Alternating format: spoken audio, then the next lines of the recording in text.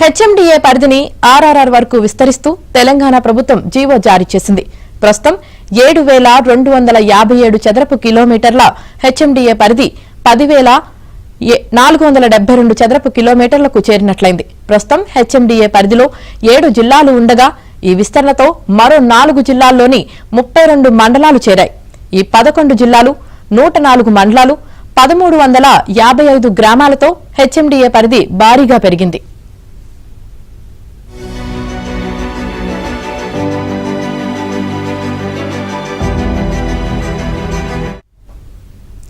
HMDA పరిధిని విస్తరించనున్నట్లు మహా హైదరాబాద్ అనే శీర్షికతో జనవరి 19న ఆంధ్రజ్యోతి ప్రత్యేక కథనాన్ని ప్రచురించింది.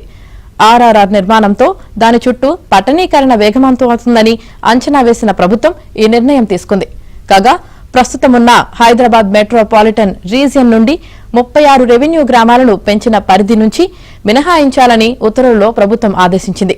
ఆ 36 రెవెన్యూ గ్రామాలను ప్రతిపాదిత ఫ్యూచర్ సిటీ డెవలప్మెంట్ అథారిటీలో చేర్చాలని నిర్ణయించారు.